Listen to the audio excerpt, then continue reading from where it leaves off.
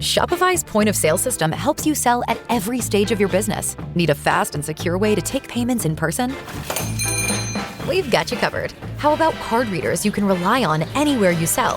Thanks. Have a good one. Yep, that too. Want one place to manage all your online and in-person sales? That's kind of our thing. Wherever you sell, businesses that grow with Shopify. Sign up for your $1 a month trial at shopify.com/Spotify. Shopify.com/Spotify.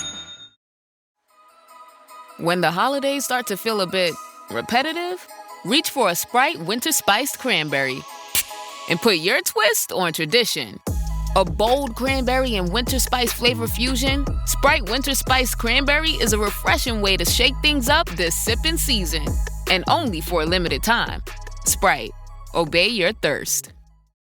Do you ever think, why me? Because so many people I feel have, and it ebbs and flows like a victim mindset. But I just don't see that in you. I gotta say, I do not think why me at all. I think why not me? And I think that in two respects, because when the why me, I think can happen kind of on both ends of the spectrum, if you will, meaning people think, why me? Why should this happen to me? Why am I suffering? There's that end. And then I also think when we look at our success, people think, well, who am I? Who am I to put myself out there? Who am I to why? That's not going to happen for me.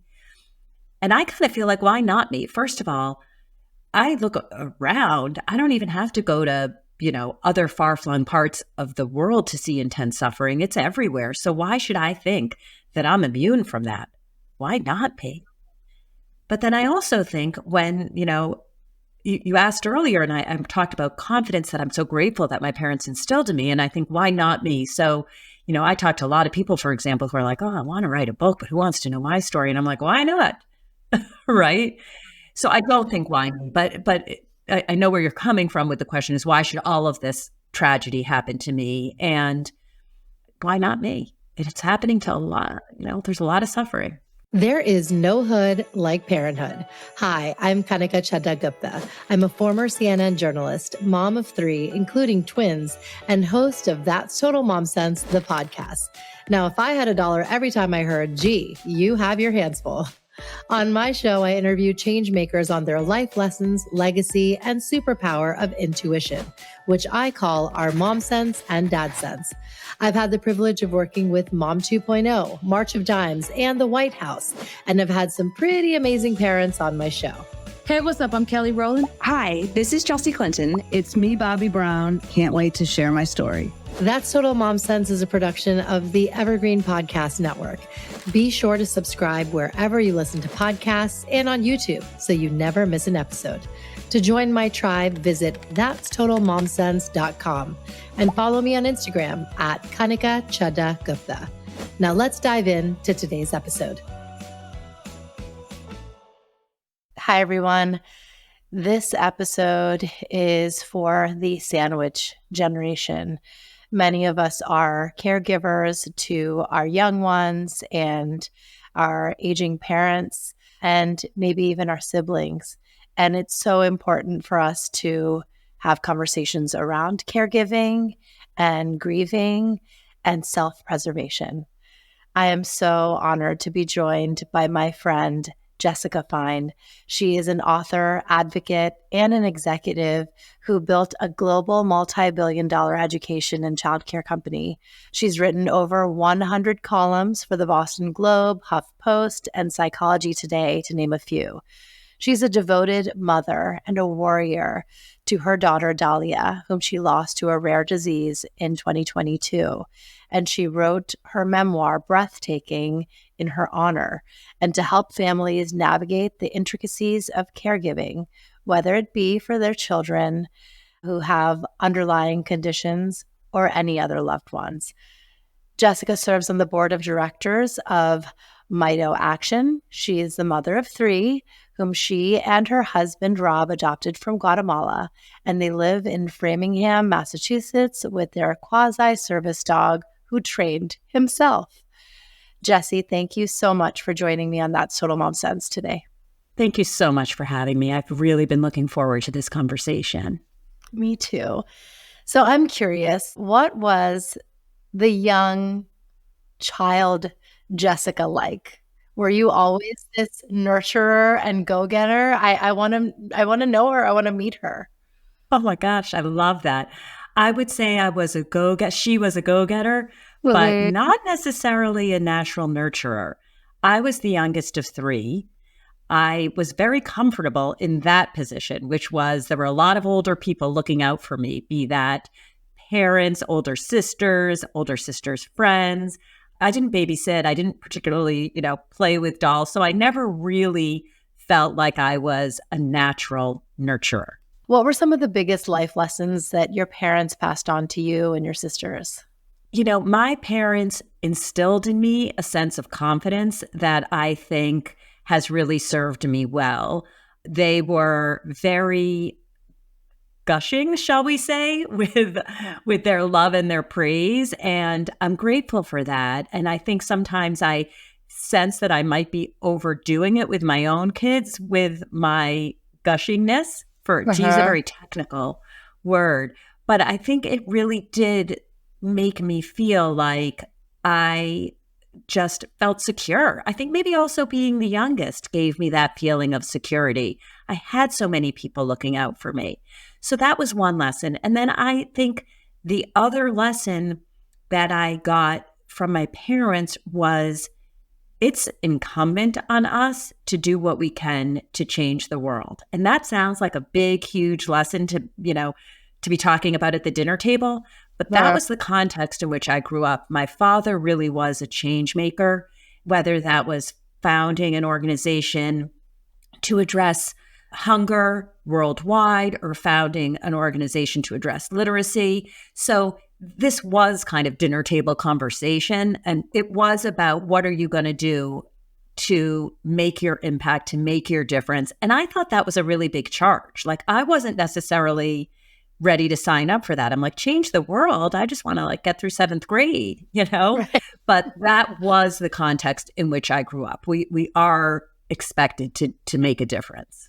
Wow. I think that's amazing. I would have loved to be a fly on the wall because there's a ripple effect, and even just one human being can create a big impact in the world. Tell us about how that parlayed into the career path you chose and some of the milestones there. This notion that we're here to change the world felt like a huge charge, as I was saying. And one of the things that I learned is that changing the world doesn't have to look big and huge, that the impact we have on one individual can change the world. And so that was something that I think I learned over time. And starting with my writing way back when I was in my 20s, I wrote a book about graduating from college and making the transition to the real world. And so I think even then, this idea that we could maybe, make a difference for one reader, that meant something to me. And then, of course, I spent my corporate career in an organization that is very focused on how do we support employers to care for their employees' families? How do we provide the care and education for our employees so that they're more invested in our success as an organization? And ultimately, again, it's that idea of caring and of noticing what is happening at the individual level. And that's always been very interesting to me, that if we can make that one-to-one connection, make that one-to-one impact, that, as you said, that does have ripple effects. And now let's get into this beautiful book. What was the inspiration for, let's start with the title, Breathtaking? The title really means 3 things to me. So for one, my daughter's breath was quite literally taken away by the disease that she had, MERFF Syndrome. She lost the ability to breathe on her own and was ventilator dependent from age 9 to 17 when she passed away. So this idea of breathtaking, and that's why I used it as 2 words. But another really important twist on that word is my personal transformation over the course of this book and over the course of mothering all of my kids, and Dalia in particular, perhaps, which is sometimes we just need to be in the moment, slow down, and take a breath. That was not my natural inclination. My natural inclination was like, boom, boom, boom. We're going to get to the next thing. We're going to do everything fast. I talk fast. I eat fast. I read fast. I work fast. One thing that you learn when you're in this high stakes parenting is you got to be really present. And for me, that was about slowing down and taking a breath.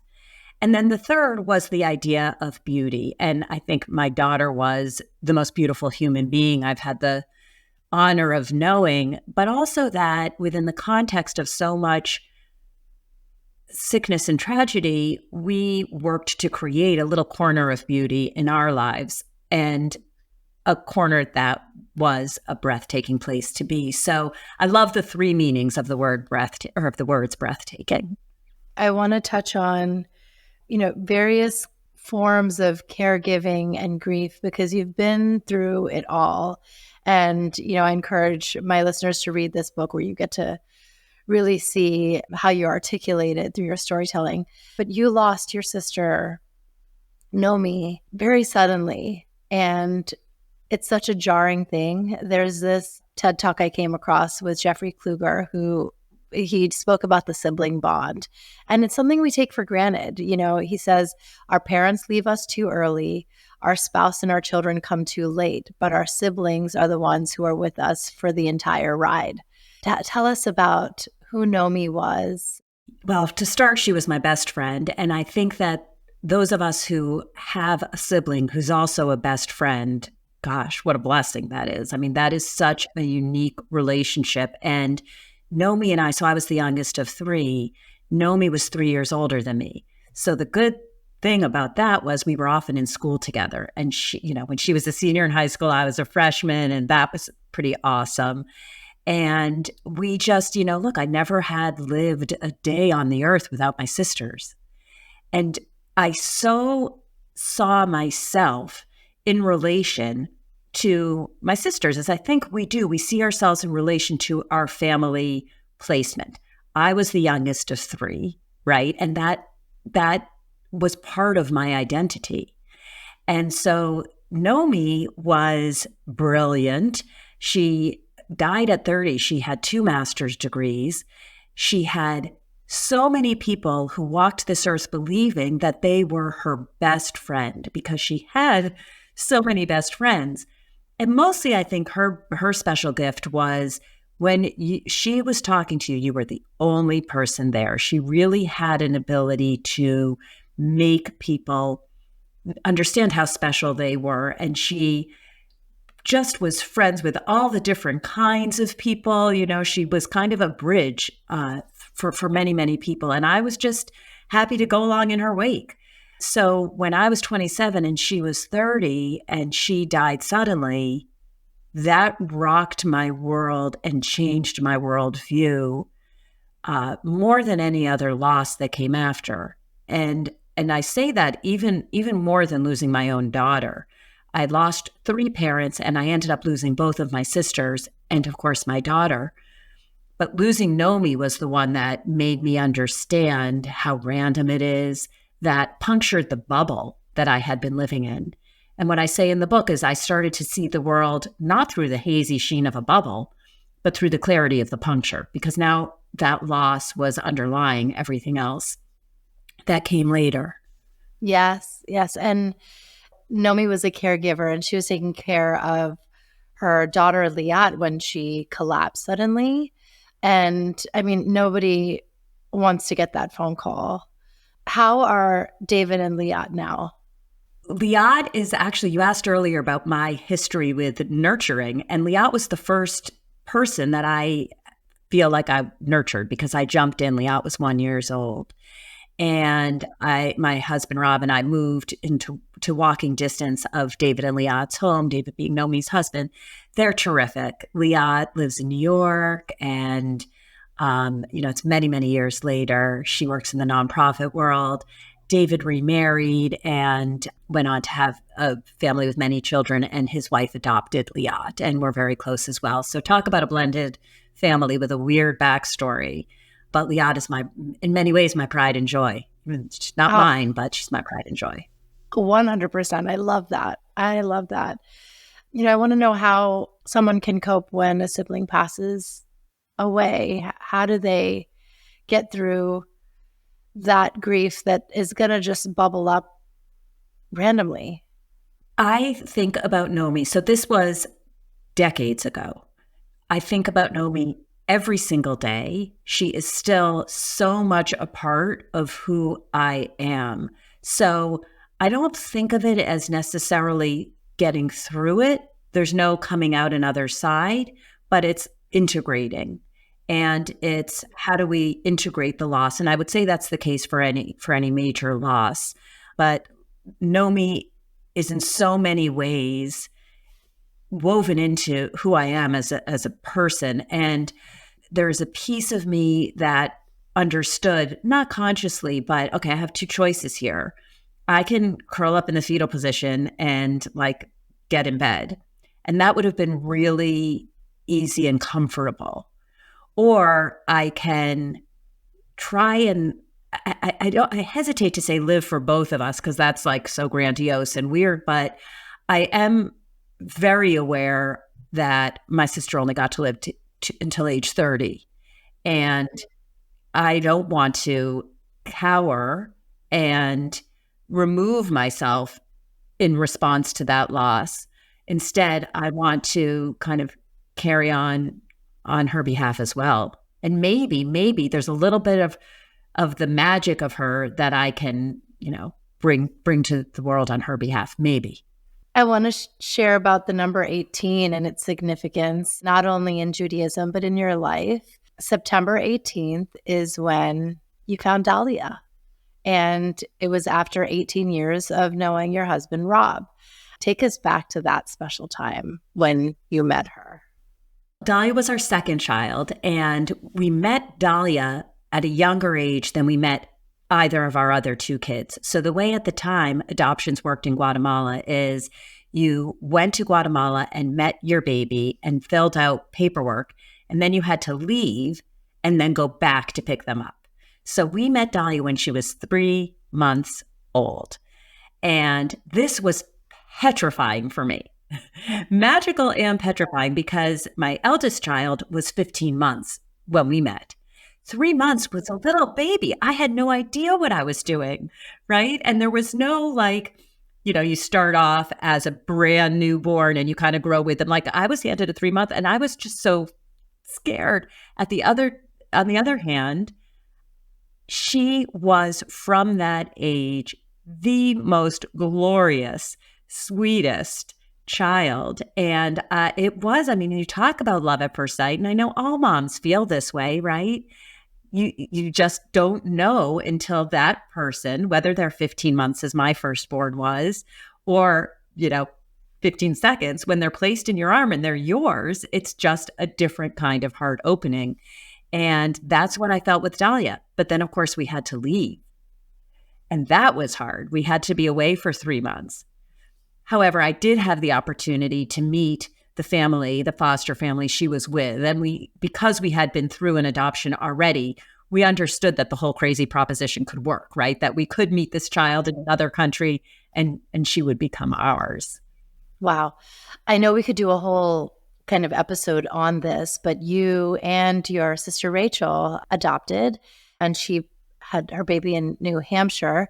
Tell us about the adoption process. Is there anything that, again, for those listening, should know that this is something to be wary of, or definitely do such and such, especially whether it's in the country or outside? Yeah. And it is really interesting because Rachel and I were going through for infertility at the same time. And so we were 8 years apart, but we were going through that together. And then we both kind of came to the notion of adoption at the same time. But she knew she wanted to stay and adopt domestically because she wanted a newborn. And in fact, she brought her son Jake home when he was less than 24 hours old. We didn't care. As soon as we decided to adopt, we were like, we're going international. This is, it kind of became more of an adventure for us, that piece of it.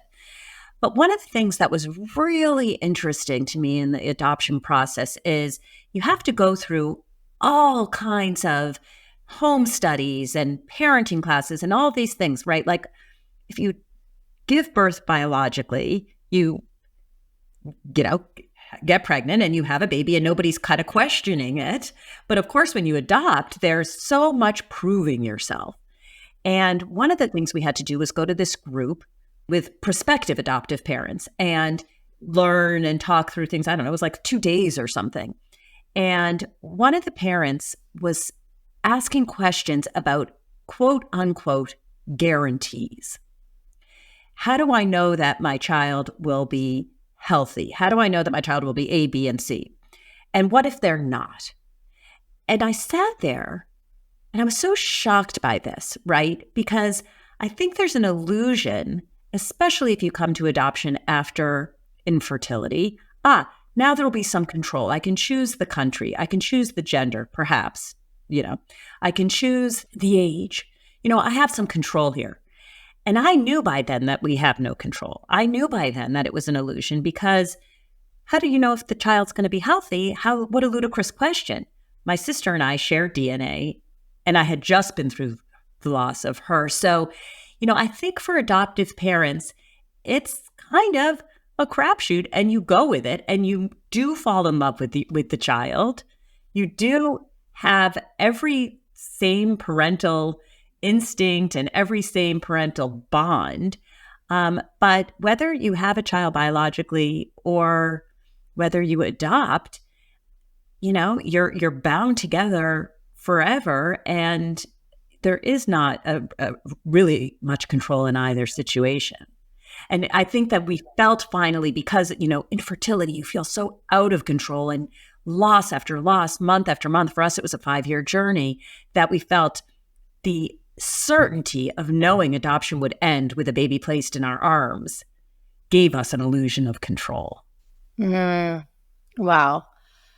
I want to now touch on Dalia's journey and her life.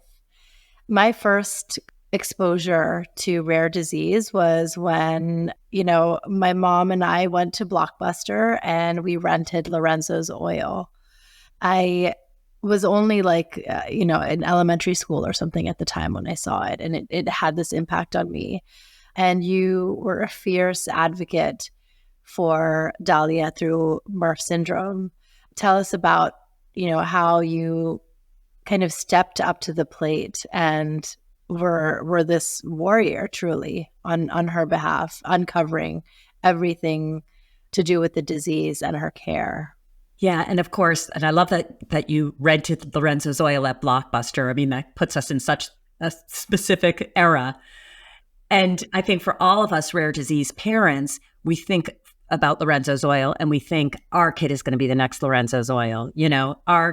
I talk in the book about it. I'm going to, come up with Dalia's tincture, right? Like it's going to be, I will personally cure this disease.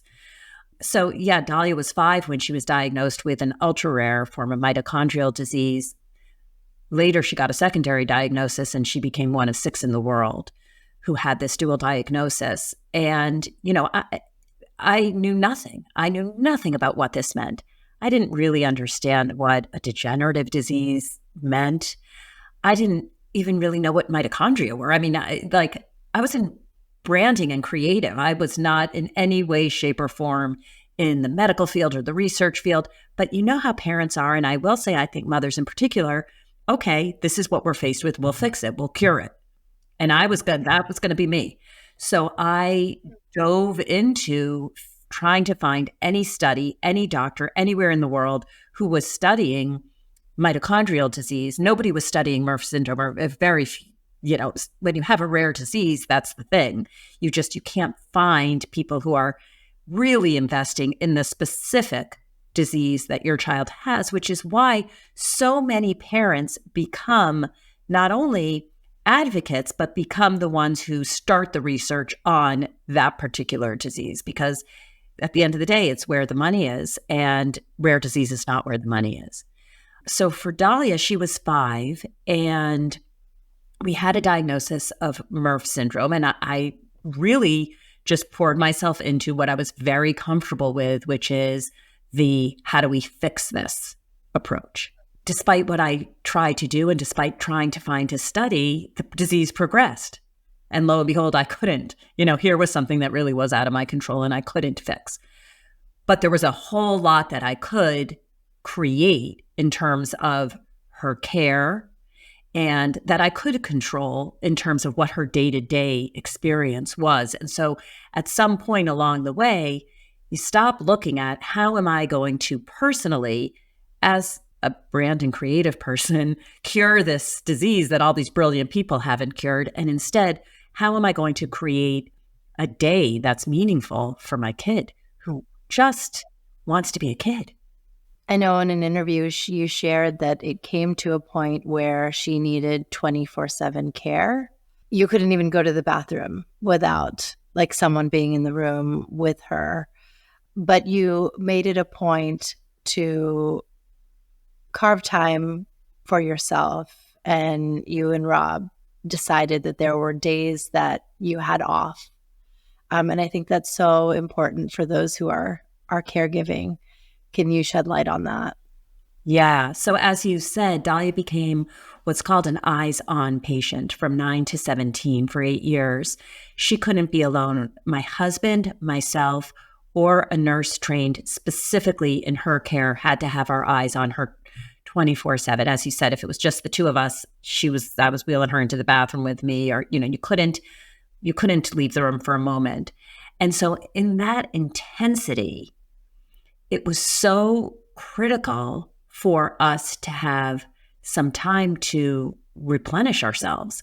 And so I was very, very, very fortunate that I had a partner in my husband, because I do know some people who go through this without a partner, and you need all the help, all the hands, all the support you can get. But because of that, because we had each other, we were able to give ourselves a little bit of time to ourselves each week. And I will say the idea for this came from a couple we know who had one child who was healthy. So I don't think this is something that we only need to reserve for, intense parenting situations. This couple did this once a week. They each had their quote unquote night off. And when they told us about it, Rob and I were like, oh my God, why haven't we been doing this all along? And it became such an important point, not only of the week in terms of that specific night, Thursday nights was my night off, but all week I knew Thursday was coming. And to have that time to myself, to go out with a friend, to go out by myself, often I'd go out and just sit and write, but to know that this was time where I could be me, not be Dalia's mom, Dalia's nurse, my other kid's mom, all the many, many, many hats that all parents wear. But remembering, okay, Jesse, who am I and what do I want to do with these 3 hours, And it's not much, but it really was a way to kind of fill my own tank. Wow. And I mean, you're building a global organization at the same point. I'm like amazed. I know that there's non-negotiables for making strides at work and being completely devoted to your family. My husband and I kept working through the whole time period, and that was really important to us. I have to say, now, just to be clear, we didn't have a choice financially, but I actually have written a few pieces about what if I did have a choice, because I have encountered a lot of judgment, and I think that all of us encounter judgment, whatever we decide. If we decide to stay home, then people are like, oh, why aren't you working? And then if we decide to work, how could you do that? Whatever choice we make, we're so good at judging each other. And I encountered some very overt judgment from people who said, how in the world can you work outside of the home when you have such intensity on the home front? And I think that actually working made me a better caregiver. And this is from my experience. And I totally hats off to every single person who's making it work, however they're making it work. For me, getting that time where I could go and I could be in a much less intense situation, the workplace, helped me be fully present when I was home. And that was so important. And it did help me feel like I was still me. And it did, it was a little bit kind of Twilight Zone-ish when I was away from the family, because you go through this world and you go through your day and people aren't understanding all that you're carrying. And of course, that's always a little bit isolating. And yet it's also normalizing. So for me, and to be clear, I would like to say I was personally building the organization. I was, on the marketing side and the branding side, and there were plenty of people, and it's a big company, and I played my role for sure. But having that team and that work community was important too. It was again a very normalizing thing, and something that made me feel good and made me feel like here's something I know how to do. I mean, on the home front, half the time I had no idea what I was doing. I was just trying my hardest. But at work, you kind of know the drill. You do. Yeah, it's true. It's true. And it's so important to realize you can't fill from an empty cup. And so, yeah, I totally understand that. I want to have you share how friends can be true like supporters, because we're all going to go through some level of grief and loss in our life for one another. And there's certain things that like aren't just faux pas. It's like, just don't go there. So when you have a child that you're taking care of, tell us like how a friend can be a friend. Yes. And I'm so glad that you asked this question, because it's something that I was just as weird and awkward with grief as most people are before I had been through it. And it always amazes me, because when I think about like, what are the things we're all going to go through in our lifetime? Like chances are we are all going to experience grief. And yet we are so uncomfortable around it. And for sure, we're uncomfortable around disability. I mean, those are like the two things that make us feel uncomfortable. And so when you see a friend who's grieving or a friend who's caregiving on the precipice, as I was, how can you show up? And I think there are many ways, right? So one is simply that, showing up.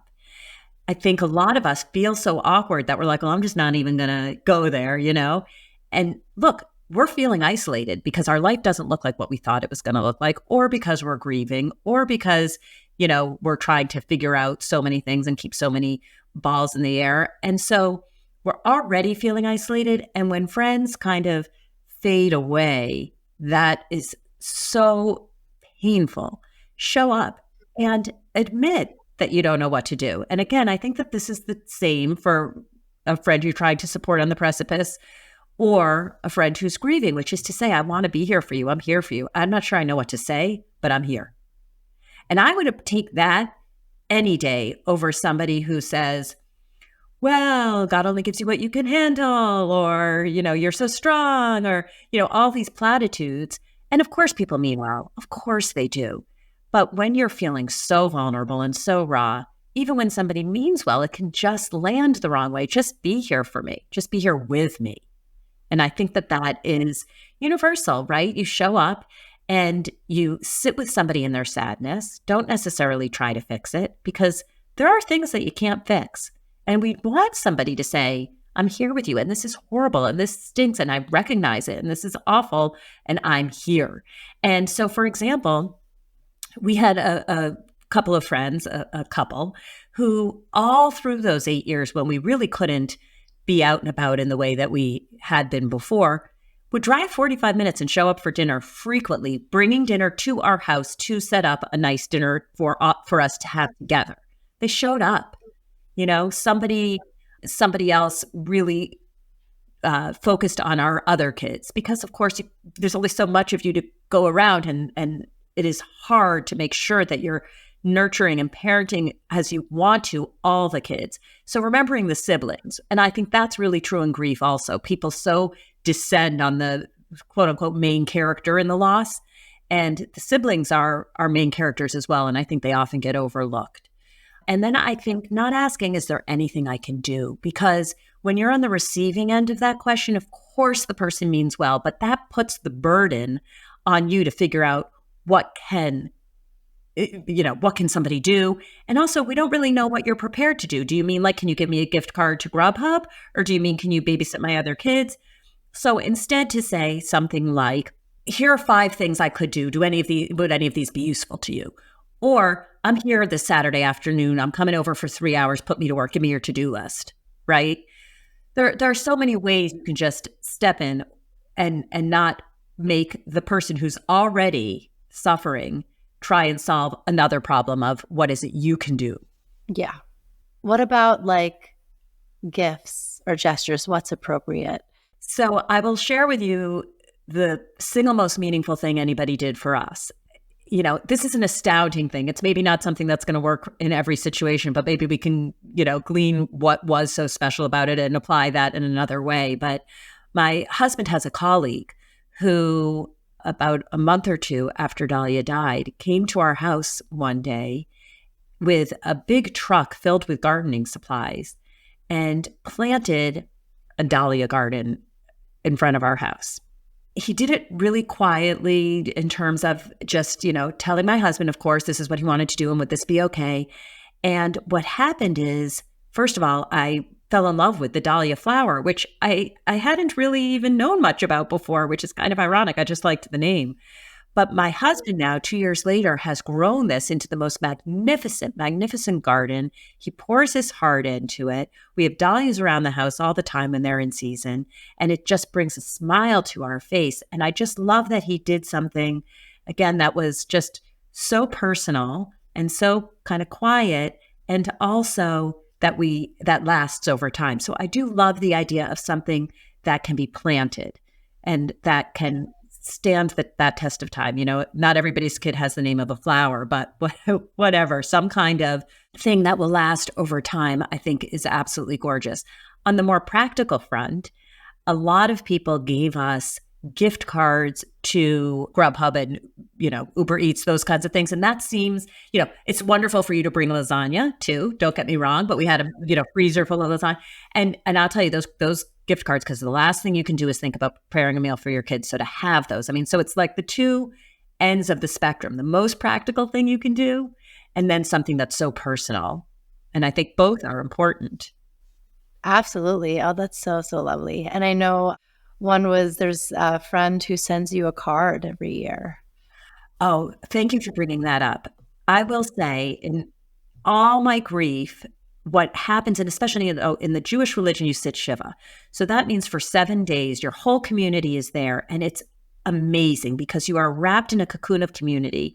You are outside of normal civilization. And it's just a really lovely encircling. And then I think what happens is people go back to their normal lives. And over the course of the year, people tend to think about, your first birthday, your first Mother's Day, your first, and people, a few people will show up. But grief ebbs and flows and morphs and changes, but it's always there.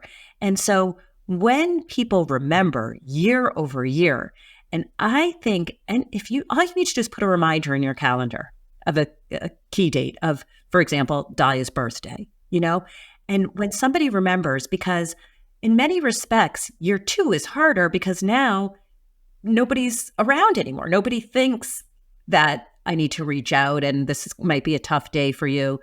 So when people do, it means so much more, right? And so remembering over time. Yes, 100%. There was one more that you had shared and it really resonated with me. My mom has been battling dementia and it's been like 4 years now. It's also degenerative. Primary progressive aphasia is, our diagnosis. And a friend of mine periodically sends me photos of her. Oh, and it's the best because I see her smiling, laughing. She's healthy, and it's like, that's how I remember her, and, not frail and suffering as I see now. And so I love seeing those reminders. I love that so much. And it's so important because I think, people feel like they don't want to, quote unquote, remind you. So sometimes people won't send a picture or a video, as you mentioned, that they've come across. And when there is like nothing more meaningful to me than receiving that, because now I get to create a new memory, right? I'm never going to get a brand new picture or a video of my daughter. But if you send me a picture, then that's the only way that I get to have another little teeny tiny piece. And the other thing I would say is, please say their name. A lot of people feel like, I don't want to remind you, or I don't want to make you sad. What that does is it's erasing the person, right? Because now we're not talking about the person as we are my other kids. Saying the person who's died or the person who's ill or, in whatever the personal situation is, saying their name and asking about them. I went out to dinner just recently with somebody and we were talking about my other kids and some applications and what are their passions. And then he looked at me and he said, "What was Dalia passionate about?" And I was blown away. I really was, that it's very unusual. And then we got to talk about what Dalia was passionate about for the next 15 minutes. And it was the highlight of the night for me. Tell us about a mom sense moment that you had where you just trusted blindly your intuition. And I feel like you use it around the clock. Starting at the beginning, right? We have the mom sense that we know when something is in need of attention. And it was interesting because I thought about it a lot. And I thought about that mom sense that we have. And can it be true? I mean, people talk about the biological response of knowing when something's happening with your kid, even when they're not with you. And I thought, well, if it's a biological response, can it be true for an adoptive parent? Yes, it can. Nobody knows your kid. And so I think for me, when I look at initially when my worries and my concerns were poo-pooed and they're there and all of that, give it more time, she'll catch up. And I knew something was different and something wasn't right. And so keeping at the pursuit of trying to get to the bottom of what was going on, I think for me is a really profound part of Dalia's and my story. Do you ever think, why me? Because so many people I feel have, and it ebbs and flows like a victim mindset. But I just don't see that in you. I gotta say, I do not think why me at all. I think why not me? And I think that in two respects, because when the why me, I think can happen kind of on both ends of the spectrum, if you will, meaning people think, why me? Why should this happen to me? Why am I suffering? There's that end. And then I also think when we look at our success, people think, well, who am I? Who am I to put myself out there? Who am I to why? That's not going to happen for me. And I kind of feel like, why not me? First of all, I look around. I don't even have to go to, other far-flung parts of the world to see intense suffering. It's everywhere. So why should I think that I'm immune from that? Why not me? But then I also think when, you asked earlier, and I talked about confidence that I'm so grateful that my parents instilled in me. And I think, why not me? So, I talk to a lot of people, for example, who are like, oh, I want to write a book, but who wants to know my story? And I'm like, why not? Right? So I don't think why me, but I know where you're coming from with the question is, why should all of this tragedy happen to me? And why not me? It's happening to a lot, there's a lot of suffering. Yes, I love that. And I think it's just so inspiring, empowering, because we do have the power, the inner strength to get through anything and celebrate anything. There's a saying in Hindi it's Bhagwan ek haath se deta hai, ek haath se leta hai. God gives with one hand and takes with the other. The challenges are actually the most powerful lessons. So they're not something that you have to be scared of. Okay, so I want to have everyone know where they can find you now and where they can find Breathtaking. Breathtaking is available wherever you love to get your books. So, whether that's bookshop.org and for the indie book lovers or Barnes & Noble or Amazon, it's in all the places. And I do quite a bit of writing, as you said, and so you can follow me. And I love connecting with people on social, whether that's Instagram or Facebook. Check out my website, jessicafeinstories.com. And then I invite people to listen to my podcast, which is I Don't Know How You Do It. So thank you so much for being on the show today and sharing your story and really helping us, because life will throw a lot of things at you. And I feel like we really undermine who we are as human beings and how we can find the joy in the journey. So thank you. Thank you so much for having me. Thanks for listening to today's episode. I hope you got some great takeaways from our conversation. Join my community by logging on to thatstotalmomsense.com. If you haven't already, please subscribe to That's Total Mom Sense, the podcast, wherever you listen, and be sure to rate and review. On socials, my handle is at Kanika Chadda Gupta on Instagram, Threads, TikTok, and X. You can also find me on LinkedIn. My episode videos are on YouTube and YouTube podcasts with highlights on YouTube Shorts. Write to me at thatstotalmomsense@gmail.com. My team and I read all your pitches and feedback and are so glad to be in touch. Remember, always trust your mom sense and dad sense. Stay strong, super parents. See you soon.